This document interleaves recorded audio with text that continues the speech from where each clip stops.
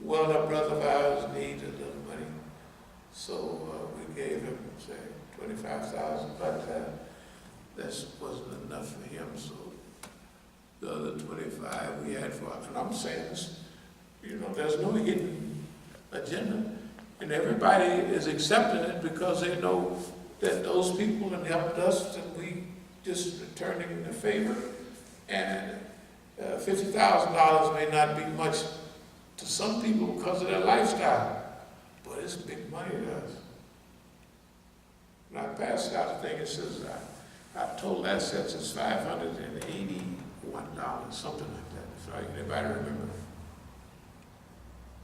But we said that we were to work for $1 million, within a hot minute we was up to 100,000. That's why I was saying that we have, what did I call it, 10% rule. That we're working for $1 million, because we got to get Imam Jamil out. But we need, we've got 100,000 now. See, the rule of money is this: if we say we want $1 million, that's a dream.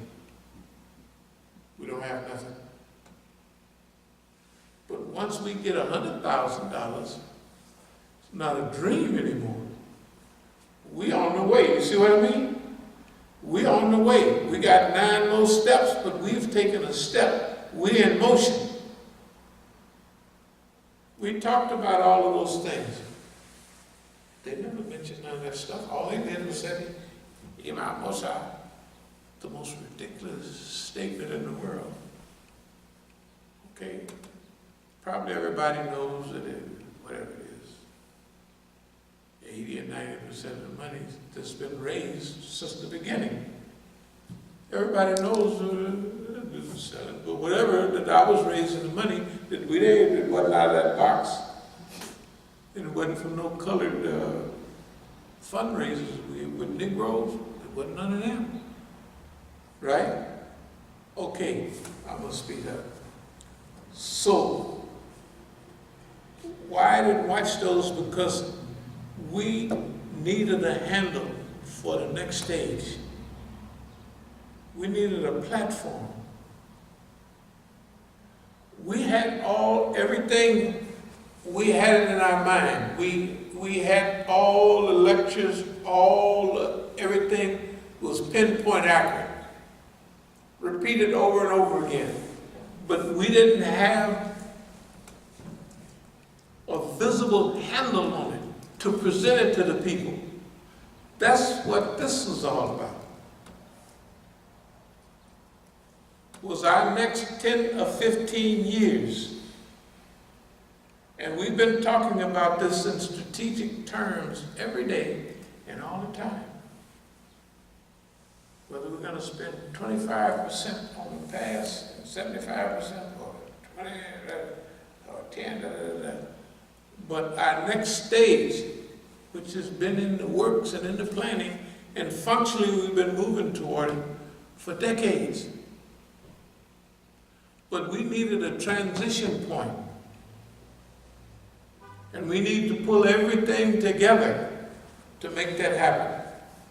So therefore, and we needed to show people publicly how all of this is working. Not only nationally and locally, but internationally. We know that we were having wonderful programs decades ago at Howard. And what is his name? Abdul-Malik, what is his name? Jahari Abdul-Malik was over there at Howard, and he closed down the programs. He said he said kind of like Shia programs. But given a Eid Qutbah out there with the Shias, the Negro Shias around here, he's out there and they're jumping up and down. And they know what he's done. Oh, yes. He's also the one behind that picnic. That was out, yes. Yeah, he's the one behind the picnic. I'm just trying to tell you, see, look, we know all of this ourselves. But we got to show it to the people. The people have to see. Moses already know what his job is. He already got that covered. Now he's saying, and the Quran is clear, hey man, you got this. Didn't I hook you up for this? You got to get on out there and get busy. It's clear. But people don't know. So they got to bring Pharaoh and his magicians and everybody. And you do your stuff and we'll do ours. That's what all this was in Oakland. This was not the first circumventive suppression. By now, we're veterans of it, but they're not. I'm the only veteran.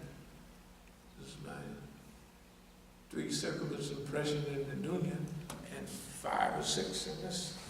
So I could walk through this stuff sleeping. I mean, we talked about this stuff all the time. Okay. So now, everybody is trapped. Why does the people down in Southern California, at Irvine, invite Abdul-Malik there to speak all the time on black history, and he doesn't know anybody in black history but what he read about, and maybe me? Why they never invite me? And not that I be one to just, but half of the people they mention in the history books are friends of mine. Or we hung out together, this and that. Some, I've seen them, I talked to them, some of them I work with personally, some of them I grew up with. They read them in a book. I was telling Abdul Malik about W.L. Nolan. He got shot in the yard, saw that in 68. He went and read the book, and then he came back and was going to give me a lecture about W.L. Nolan, who he was. I said, you know, George Cooper, the boxer. I said, this W.L. Nolan's cousin. I said, he didn't come here to teach boxing. That's his cousin, my friend for since 1957, not 56, technically. Right? Okay. So why they invite Siraj now to speak at all the conferences? He's never did anything for any movement except block the movement. Right? It's just like they do in the regular stuff in the society. They come up with their own experts. They're not really expert about nothing. Malcolm called them hand-picked Negroes. Remember those lectures? We got hand-picked Muslims.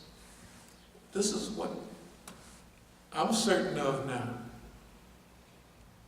From watching,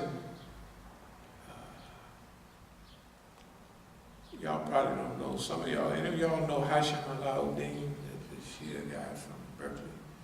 He's one of the early. Yeah, of course. Yeah. You know what he told me last, at the program in San Francisco? It was December. He said, yeah, I was at the bank when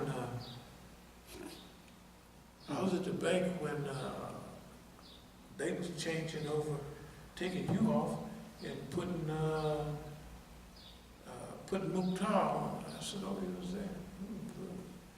And then the other guys that was there.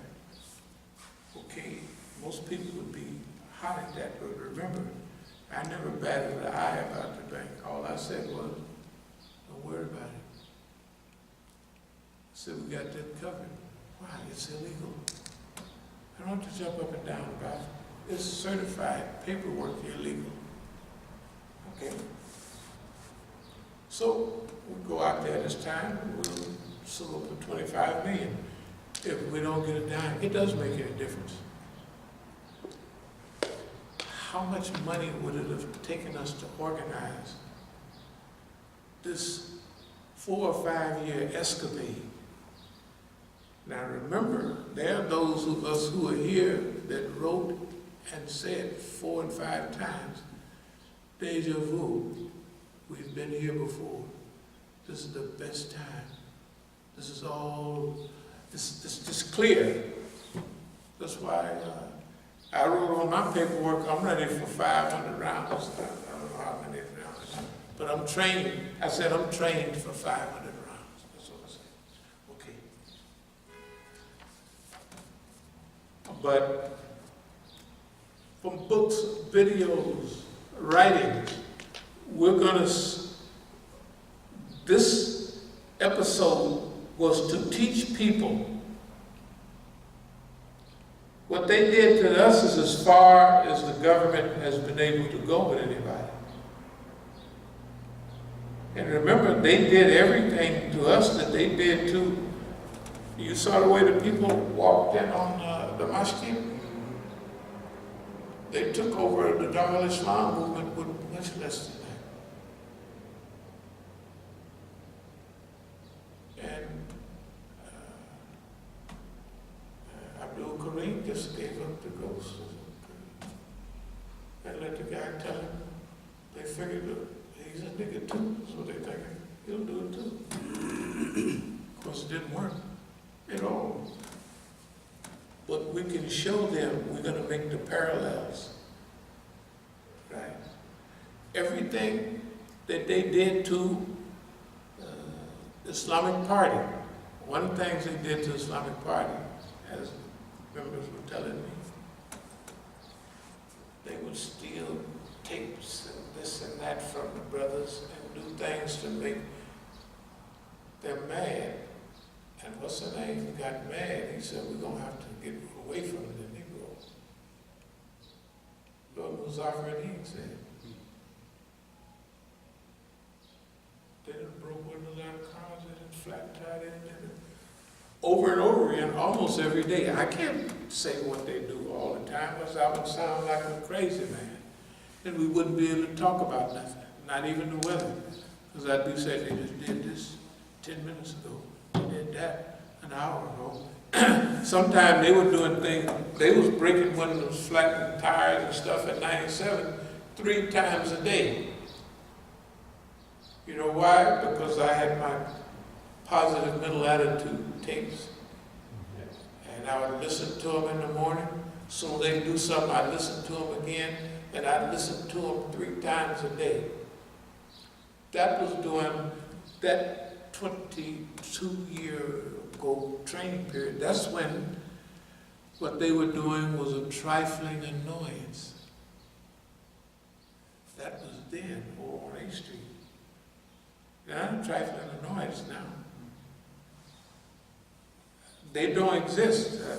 They do exist, but they exist to help the movement. Organizational exposure, individual exposure. We asked people here to call the bank and say this, that, and other. People would call one time. So movement exposure. The national movements,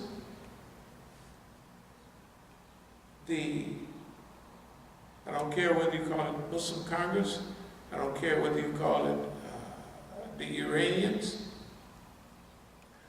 I don't care whether it's the Negroes, Mana, and all them. Nobody. Everybody was exposed to be unconcerned about anything that happens to Masjid al-Islam, As-Sabiqun, and Musa. And that's what the government wanted to let me know too. That everybody got carte blanche to do anything to you they want. That's why the stuff with my sons getting shot and everybody got carte blanche to do anything they want. That's why the police would come and arrest me in the masjid and do all that to make me think that they're on the road. And I was saying, thank you very much for everything you're doing. I just kept a record of it, And now, for the last couple of years, it was finished. We could have finished, wrapped it up then, but they were still on the roll, so we said, well, let's keep it going for a while. Historical exposure. No movement in United States history has ever been through this type of thing publicly. Like if somebody can remember, you could just enlighten us so we would know. I'm saying that the Islamic movement, the black movement, has had nothing to resemble this. Where the whole society, not the whole society, encirclement means that the people they got around you are part of their team. That's not the world's people.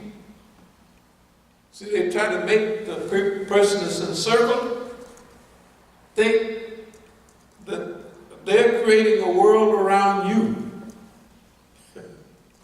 Like, can you imagine?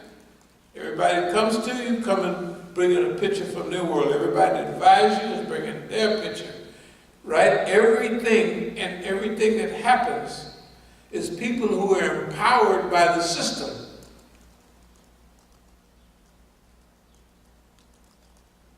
And they're trying to fix your brain that this is the reality.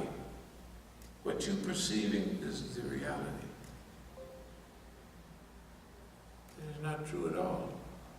I'll get into why it's not true is because all of our predictions have been so deadly that you'd have to be a scholar or a world historian to understand how panicked this cracker is. I'll go into it in a minute, but I'm going to speed up. Historical exposure. Functional and contextual. Functional, how this thing is working. Not only manner, not only the BSUs on the black student unions on the campus, not only that, car salesmen, this, that, and other, everything that they touch, they're showing you. We can pop up a masjid next door to you full of people with 1,000 people at Eid in 2 weeks, which they can. They do it. Remember the flood of shahadas in D.C., the little niggas taking shahada? I said, you can keep them. I don't want to talk to them. I ain't going to spend 2 minutes teaching them nothing.